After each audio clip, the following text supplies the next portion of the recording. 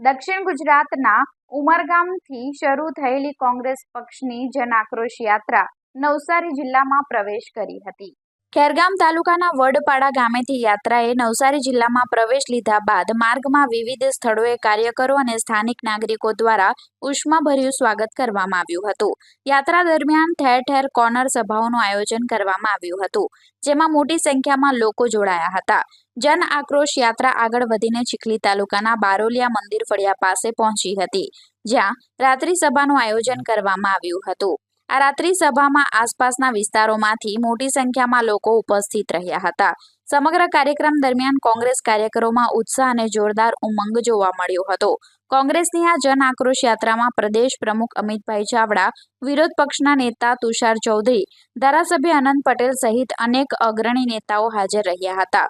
ઉપસ્થિતોને સંબોધતા પ્રદેશ પ્રમુખ અમિતભાઈ ચાવડાએ રાજ્ય સરકાર પર આકરા પ્રહારો કર્યા હતા. તેમણે જણાવ્યું હતું કે સરકાર વિકાસના નામે વિનાશ કરી રહી છે અને સામાન્ય જનતાને વંચિત રાખી રહી છે. સાથે જ તેમણે ભારપૂર્વક જણાવ્યું હતું કે કોંગ્રેસ પક્ષ હંમેશા ગરીબ, પીડિત અને શોષિત વર્ગની સાથે ઊભો રહેશે. રાત્રિ સભામાં ધારાસભ્ય અનંત પટેલે પણ સરકાર અને અસામાજિક તત્વો સામે કડક શબ્દોમાં પોતાનું વક્તવ્ય આપ્યું હતું. તેમણે જિલ્લા પ્રમુખ શૈલેષ પટેલ સાથે પોતાની એકતા દર્શાવતા જણાવ્યું હતું કે અમારી કોળી અને ધોળીની જોડી છે અને અમે કોઈ સામાજિક તત્વોથી ગભરાવાના નથી. જો અમને ગભરાવાનો પ્રયાસ કરવામાં આવશે તો અમે કોઈને છોડવાના નથી. આ રીતે કોંગ્રેસની જન આક્રોશ યાત્રાએ નવસારી જિલ્લામાં રાજકીય માહોલ ગરમાવી દીધો હતો અને આગામી સમયમાં વધુ કાર્યક્રમો યોજવાની જાહેરાત કરવામાં આવી હતી.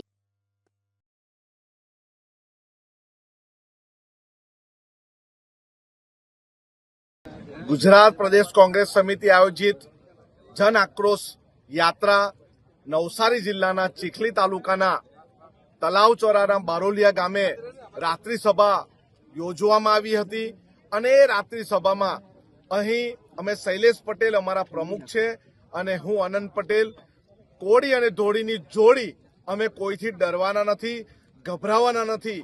અને જે લુખ્ખા તત્વો આ વિસ્તારના છે, જે અસામાજિક તત્વો છે, જે હંમેશા ડરાવવાની ધમકાવવાની વાત કરે છે અને ડરાવવાની ધમકાવવાની રાજનીતિ કરે છે, અમે એની સામે આંદોલનનું બ્યુગલ ફૂંક્યું છે.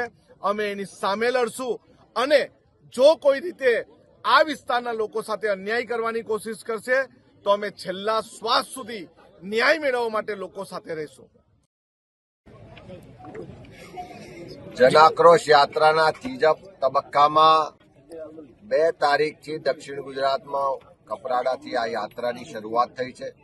આજે બીજા દિવસે યાત્રા સવારે અમે વલસાડ, ખેરગાંવ, ચીખલી અને તમામ વાપી સહિતના વિસ્તારોમાંથી જે ભ્રમણ કર્યું અને આ 2 દિવસ દરમિયાન સમગ્ર દક્ષિણ ગુજરાતના લોકોએ જે પોતાના પ્રશ્નો રજૂ કર્યા, જે પોતાની ફરિયાદો હતી, જે આક્રોશ હતો, દર્દ હતો, પીડા હતો, એને ખુલીને રજૂ કરતા થયા છે. આ દક્ષિણ ગુજરાતમાં ખાસ કરીને આદિવાસી વિસ્તારમાં આદિવાસી સમાજના લોકો પોતાના જળ, જંગલ, જમીનના અધિકાર માટે લડત લડી રહ્યા છે. વિકાસના નામે એમની એ જમીનો, એમના ઘરો, એમના જંગલોને ઉજાડવામાં આવે છે. વિકાસના નામે વિનાશ થતો હોય એવી લાગણી, આક્રોશ આદિવાસી સમાજે વ્યક્ત કર્યો. 30 વર્ષના શાસન પછી પણ આદિવાસી વિસ્તારમાં ગુણવત્તાયુક્ત શિક્ષણ નથી મળતું. શિક્ષણ લીધા પછી રોજગારની કોઈ વ્યવસ્થા નથી, આરોગ્યની કોઈ વ્યવસ્થાઓ નથી. સાથે સાથે તમામ વિસ્તારમાં જે મોટા પ્રમાણમાં બહારથી આવીને લોકો દ્વારા જમીનો ખરીદવામાં આવે છે, 73 એની જમીનો જે રિસ્ટ્રિક્શન હતું એ ભ્રષ્ટાચારીઓ ભેગા થઈને આ જંગલની આદિવાસી વિસ્તારની જમીનો હડપ કરી રહ્યા છે. એ જ રીતે આજે વલસાડમાં હજારોની સંખ્યામાં કામદારો રસ્તા પર ઉતર્યા અને બધાનો એક જ અવાજ હતો, એક જ આક્રોશ હતો કે આ સરકારમાં કામદારોનું શોષણ થાય છે. આ સરકાર જે ફેક્ટરી માલિકો છે, ઉદ્યોગપતિઓ છે, એની વકીલાત કરે છે. આ ભાજપના નેતાઓ એની દલાલી કરે છે અને સામે તરફે જે કામદારો છે એને કામના કલાકોના પ્રમાણમાં વેતન નથી મળતું. ક્યાંક અકસ્માતે મૃત્યુ થાય તો પૂરતું વળતર નથી મળતું. એને જે કોન્ટ્રાક્ટ પ્રથાના નામે શોષણ થઈ રહ્યું છે, એમાંથી બહાર આવવા માટે, કાયમી નોકરી માટે, એના અધિકારો માટે એને જે અન્યાય થાય છે એની માટે લડવા માટે જનાક્રોશ યાત્રામાં બધા ખુલીને જોડાય. આજે આ વિસ્તારમાં પણ જોયું કે ખેડૂતોને કમોસમી વરસાદથી નુકસાન થયું, પીવાના પાણીના પ્રશ્નો છે, નલ સે જલ ને મનરેગા અને બીજી યોજનાઓમાં ચારે તરફ ભ્રષ્ટાચાર છે, પોલીસ અને પ્રશાસન દ્વારા લોકોને ડરાવવા દબાવવામાં આવે છે. આ બધા જ મુદ્દાઓ ધીમે ધીમે લોકો આ યાત્રાના મંચ પર આવીને ઉજાગર કરી રહ્યા છે. અમે પણ લોકોને આશ્વસ્ત કર્યા છે કે આવનારા દિવસોમાં સૌ સાથે મળી કે આદિવાસી સમાજ માટે હોય, યુવાનોના રોજગાર માટે હોય, ફિક્સ પગાર કોન્ટ્રાક્ટ આઉટસોર્સિંગ પ્રથા નાબૂદ કરવા માટે હોય, દારૂ ને ડ્રગ્સની બધીને ખતમ કરવા માટે હોય કે સામાન્ય લોકોના અધિકાર માટેની લડાઈ સાથે મળીને લડીશું.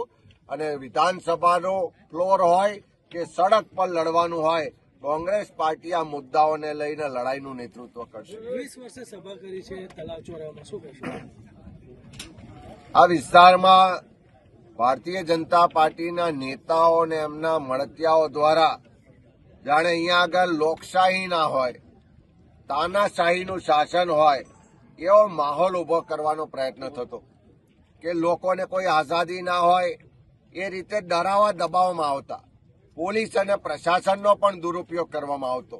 પણ ધીમે ધીમે અહીંની જનતા જાગી, ધીમે ધીમે અહીંના લોકોએ બહાર આવીને લોકશાહીમાં વિશ્વાસ વ્યક્ત કર્યો, બંધારણમાં વિશ્વાસ વ્યક્ત કર્યો અને પોતાને જે અન્યાય થતો હતો, પોતાને જે ભેદભાવનો ભોગ બનવું પડતું હતું એની સામે અવાજ ઉઠાવવાની શરૂઆત કરી. અને એના જ ફલ સ્વરૂપ આજે જનાક્રોશ સભા આજે અહીંયા યોજાઈ રહી છે. તમે જુઓ કે રાત્રે 11 વાગ્યાનો સમય થયો છે, હજારોની સંખ્યામાં લોકો છે અને બધા જ એકી અવાજે પોતાના હક અધિકાર માટે, પોતાના ગામના વિકાસ માટે, પોતાના ભવિષ્ય માટે લડવાની તૈયારી સાથે અહીંયા આવ્યા છે. ત્યારે અમે પણ કીધું છે કે આ એમના અધિકારની, એમના હકની લડાઈમાં એકલા નથી. કોંગ્રેસ પાર્ટી એમની સાથે છે અને આ ગુજરાતના લોકોના હક અધિકાર અપાઈશું.